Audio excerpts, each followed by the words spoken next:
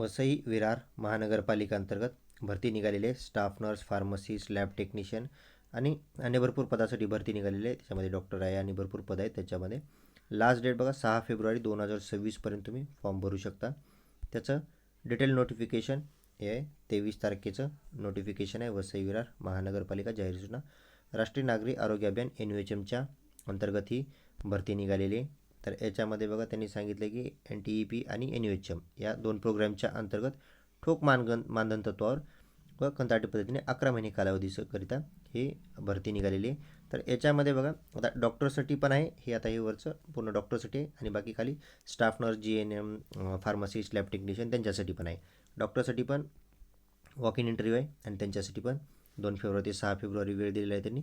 बाकी जे आपले स्टाफ नर्स, लॅब टेक्निशियन आहे, आता मी डिटेलमध्ये खाली दाखवतो त्यांना, पण त्यांनी फॉर्म कसा भरायचा आणि कधीपर्यंत भरायचा ते बघा आधी. तर बघा याच्यामध्ये त्यांनी सांगितलं की जो फॉर्म आहे तो तुम्हाला ऑफलाईन भरायचा आहे. ठीक आहे, आता मी फॉर्म पण खाली मी दाखवतो तुम्हाला. त्या फॉर्मची प्रिंट काढायची आणि तो ऑफलाईन फॉर्म भरायचा. त्याच्यासोबत तुमचे डॉक्युमेंट्स अटॅच करायचे झेरॉक्स. आणि 2 फेब्रुवारी ते 6 फेब्रुवारी तर ह्या 4 दिवसामध्ये तुम्हाला या ड्युरेशनमध्ये सकाळी 11 ते 3 या टाईममध्ये तुम्हाला वसई विरार शहर महानगरपालिका मुख्य कार्यालय तळमजला यशवंतनगर विरार पश्चिम येथे प्रत्यक्षात एकतर तुम्ही स्वतः जाऊन तिथं बाय हँड तरी ते सबमिट करा किंवा टपालद्वारे किंवा कुरिअरद्वारे जरी सबमिट केलं तरी चालेल, काही प्रॉब्लेम नाही. पण तुमचं जे फॉर्म आहे किंवा ॲप्लिकेशन आहे ते 2 फेब्रुवारी ते 6 फेब्रुवारी या दरम्यानच पोहोचलं पाहिजे. याच्या आधी जरी तुमचं पोहोचलं तरी ते ॲक्सेप्ट होणार नाही आणि याच्यानंतर जरी गेलं तरी ते ॲक्सेप्ट करणार नाहीत. तर या पिरियडमध्येच तुम्हाला जायचं आहे. तुम्ही बेटर राहील स्वतः बाय हँड जरी नेऊन दिलं तर बेटर राहील ते, कारण पोस्टानं वगैरे पाठवलं ते बरोबर टाईम पिरियडमध्ये नाही पोहोचलं, 6च्या नंतर वगैरे जर पोहोचलं तर ते ॲक्सेप्ट नाही करणार. ठीक आहे, चला आता कोणत्या पोस्टसाठी डिटेलमध्ये खाली दाखवतो. आता हे सर्व डॉक्टरसाठी आहे, पिडियाट्रिशियन आणि पेडोलॉजिस्ट वगैरे हे डॉक्टरसाठी आहे. बाकी हे MBBS, BMS यांच्यासाठी. आता हे स्टाफ नर्स बघा, हे staff nurse, pharmacist, then lab technician यांच्यासाठी. आता स्पेसिफिक जर स्टाफ नर्स साठी सांगायचं म्हटलं तर हे बघा कोणत्या कॅटेगरीला किती जागा आहेत त्यांनी इथं दिले. 6 जागा आणि 12 जागा अशा आहेत. शैक्षणिक अर्हता, एज्युकेशन क्वालिफिकेशन बघा GNM किंवा BSc दोन्हीपैकी जे असेल ते काही चालेल, GNM BSc दोन्ही चालेल. एज लिमिट ओपन कॅटेगरीसाठी 38 आहे आणि रिझर्व कॅटेगरीसाठी 43 आहे. आता एकत्रित ठोक जे मानधन आहे ते 34,800 रुपये आहे. आता याच्यामध्ये 34,800 रुपयामध्ये बघा शासन जे आहे ते 20,000 रुपये देणार आहे गव्हर्नमेंट, आणि बाकी मनपा 14,800 रुपये टाकणार आहे. याच्यामध्ये महानगरपालिका स्वतः 14,800 आणि शासन 20,000 असं टोटल 34,800 रुपये हे ठोक मानधन राहील. त्याच्यानंतर नेक्स्ट NUHM हे फार्मसिस्टसाठी पण आहे. फार्मसिस्टसाठी 20,800 आणि 17,000 हे प्रोग्रामच्या अंडर आहे. बघा आता हे यांच्यासाठी वेगवेगळे प्रोग्राम आहेत. NUHMच्या अंडर आहे आणि NTEP प्रोग्रामसाठी, त्याच्यामुळे पेमेंट वेगळं आहे. आता इथं स्टाफ नर्ससाठी पण आहे वेगळं, पण त्याच्यामध्ये त्यांनी पोस्ट पण वेगळ्या दिल्यात. हे 6 हे 12 असं वेगळं आहे. तर यांच्यासाठी 34,800 हे 20,000. ठीक आहे, आता याच्यामध्ये जे 20,000 आहे ते शासनाचं पेमेंट आहे आणि 14,800 ते महानगरपालिकेचं पेमेंट आहे, 34,800 रुपये. तर त्याच्यानंतर बहुउद्देशीय आरोग्य कर्मचारी यांचं पण आहे.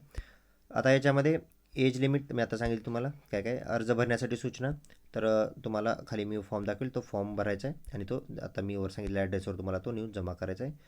त्याच्यानंतर नेक्स्ट आहे, तुम्ही जर फॉर्म भरताय EWS कॅटेगरी वगैरे तुमच्या कॅटेगरीचं डॉक्युमेंट्स ते तुम्हाला सोबत जोडावं लागतील. अनुभव, एक्सपिरियन्स सर्टिफिकेट महत्त्वाचं आहे. त्याचं रिझन म्हणजे तुमचं आता जे स्टाफ नर्स रिलेटेड सांगायचं म्हणजे specific staff nurse, lab technician, pharmacist, तर याच्यामध्ये एक्झाम नाही होत. त्याच्यामुळं तुम्हाला ते ह्याच्या बेसिसवर तुमच्या क्वालिफिकेशनच्या आणि तुमच्या एक्सपिरियन्सच्या बेसवर सिलेक्शन होतं. त्याच्यानंतर निवड प्रक्रिया बघा आता काय राहणार याच्यामध्ये. हे वॉक इन इंटरव्ह्यू वगैरे हे डॉक्टरसाठी आहे, हे सोडून द्या. बाकी स्टाफ नर्स आणि बाकी लॅब टेक्निशियन, फार्मसिस्ट यांच्यासाठी म्हटलं तर या क्रायटेरियाप्रमाणे सिलेक्शन होतं. तुमचे एज्युकेशनचे क्वालिफिकेशनचे मार्क, त्याच्यानंतर तुमचे एक्सपिरियन्स, त्याच्या रिलेटेड तुमचं स्कोअर बनतो, फायनल स्कोअर, आणि त्याच्या बेसवर तुम्हाला सिलेक्शन होतं. ठीक आहे, त्याच्यामुळे एक्सपिरियन्स असेल तर सिलेक्शन होण्याचे चान्सेस जास्त आहेत. त्याच्यानंतर हे जनरल काही इन्स्ट्रक्शन दिलेले आहेत त्याच्यामध्ये. देन आता बघा हा फॉर्म आहे, तुम्हाला हा फॉर्म भरायचा आहे. तर याच्यामध्ये तुम्हाला NTP प्रोग्रामच्या अंतर्गत तुम्हाला कुठल्या पदासाठी भरायचं आहे त्याचा इथे नंबर टाकायचा, त्याच्यानंतर तुमचा इथं फोटो अटॅच करायचा. देन तुमचा इथे नाव इथं आडनाव टाकायचं मराठीमध्ये इंग्लिशमध्ये, त्याच्यामध्ये स्वतःचं नाव, वडिलाचं नाव, आईचं नाव सेम इकडे मराठी आणि इकडे इंग्लिशमध्ये. देन तुमचं ॲड्रेस पूर्ण पिनकोड सहित. देन ईमेल आय डी, तुमचा मोबाईल नंबर, देन जन्मतारीख, तुमचं डेट ऑफ बर्थ आणि 1/1/2026 रोजी तुमचं जे काही एज होतं ते कॅल्क्युलेट करून इथं मेन्शन करायचं आहे. त्याच्यानंतर शैक्षणिक अर्थ बघा, सुरुवातीला 10वी 12वी याच्यामध्ये त्यांचं तुमचं कुठल्या बोर्डमधून पास झाले, कोणत्या इयरला पास झाले, पर्सेंटेज किती होतं 10वी 12वीचं सेम. त्याच्यानंतर त्याच्या खाली बघा तुमचं GNM झाले असेल तर GNMचं पण तसंच, किंवा BSc PB जे काही झालं असेल तर ते एकाखाली एक ॲड करायचं. त्याचं विद्यापीठ कोणतं, बोर्ड कोणतं, कोणत्या इयरला पासआउट झाले आणि पर्सेंटेज किती होते ते एकाखाली एक ॲड करायचं. देन एक्सपिरियन्स इम्पॉर्टंट आहे याच्यामध्ये, कारण एक्सपिरियन्सच्या बेसवर जास्त आहेत सिलेक्शन होण्याचे. जेवढा जास्त एक्सपिरियन्स असेल तेवढं बेटर. इथं तुम्ही कुठं काम केलं, त्याचं ऑर्गनायझेशनचं, संस्थेचं जे काही नाव असेल, कधीपासून कधीपर्यंत काम केलं ते डेट, त्याच्यानंतर एकूण टोटल एक्सपिरियन्स किती आहे ते पुढे मेन्शन करायचं. देन तुमचं कॅटेगरीतून जर अप्लाय करत असाल तर कोणत्या कॅटेगरीतून अप्लाय करताय त्याला इथे टिक करायचं. देन त्याच्यानंतर आपणाविरुद्ध कोणता फौजदारी गुन्हा वगैरे दाखल आहे का, ठीक आहे. तुमच्यावर जर काही गुन्हा वगैरे दाखल असेल तर तुम्ही ऑब्व्हियसली जॉब नाही करू शकत गव्हर्नमेंटमध्ये, त्याच्यामुळं इथं सरळ नाहीला टिक करा. असेल तर तुम्ही नाही करू शकणार, ठीक आहे. अप्लाय. देन नेक्स्ट, अर्जासोबत खाली आता हे तुम्हाला डॉक्युमेंट्स काय काय जोडायचे आहे ॲप्लिकेशनसोबत.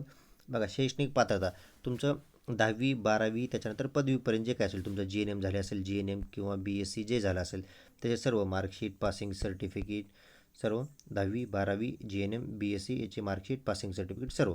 देन नेक्स्ट, त्याच्यानंतर तुमचं महाराष्ट्र नर्सिंग काउन्सिलचं रजिस्ट्रेशन आणि रिन्युअल. देन शाळा सोडल्याचा दाखला, TC किंवा LC लिव्हिंग सर्टिफिकेट. त्याच्यानंतर रहिवाशी. देन अनुभवाचा दाखला, अनुभव असेल एक्सपिरियन्स तर जास्त चान्स आहेत. त्याच्यानंतर जातीचा दाखला.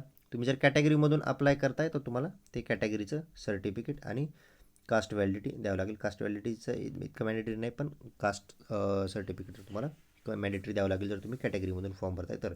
नॉन क्रिमिनल, जर तुमच्या कॅटेगरीला नॉन क्रिमिनल असेल तर, समजा एक्झाम्पल OBC मधून फॉर्म भरताय तर NCL नॉन क्रिमिनल लागेलच, कारण तुमच्या कॅटेगरीला नॉन क्रिमिनल असतं. SC ST कॅन्डिडेटला नाही लागत, कारण त्यांना नॉन क्रिमिनल असतं, ठीक आहे. देन पॅन कार्ड, आधार कार्ड, देन राष्ट्रीय नॅशनॅलिटी इथं इंडियन इथं टिक करायचं. देन अर्जदार महाराष्ट्राचा रहिवासी आहे का, इथं होयला टिक करायचं. हे शपथपत्र आहे, तुम्ही जी काही माहिती सादर करताय ती खरी आहे, खोटी आढळून आल्यास तुमच्यावर कायदेशीर कारवाई केली जाईल, त्याचं एक शपथपत्र आहे. इथं ठिकाण लिहायचं, इथं डेट टाकायची, तुमचं सही करायची आणि नाव लिहायचं. देन लहान कुटुंबाचं प्रमाणपत्र हे सर्वांना कंपल्सरी द्यावं लागतं. याच्यामध्ये तुमचं इथं नाव, कोणाचा मुलगा मुलगी, पती पत्नी जे आहे तुम्ही, इथं तुमचं नाव मेन्शन करायचं. वय, राहणार कुठले, तुम्ही कोणत्या पदासाठी अर्ज करताय, आज रोजी तुम्हाला किती मुलं आहेत, 0 1 2 जे असेल ते असतील तर त्यांच्या इथं डेट ऑफ बर्थ लिहायच्या. देन इथं ठिकाण मेन्शन करायचं, डेट, आणि इथं तुमचं सही करून नाव लिहायचं खाली, ठीक आहे. तर हा ॲप्लिकेशन फॉर्म आहे. बाकी तुम्हाला डिस्क्रिप्शनमध्ये ग्रुपची लिंक मिळेल. ग्रुपमध्ये हे मी फॉर्म टाकेन PDF, त्याची प्रिंट काढा. प्रिंट काढून तुम्ही त्या ॲड्रेसवर मी सांगितलेलं तिथं पोस्टानं पण पाठवू शकता किंवा बाय हँड नेऊन देऊ शकता. त्याच्या व्यतिरिक्त आणखीन काही डाऊट असतील तर कमेंट सेक्शनमध्ये ॲड करा किंवा ग्रुपमध्ये ॲड होऊन तिथं विचारू शकता.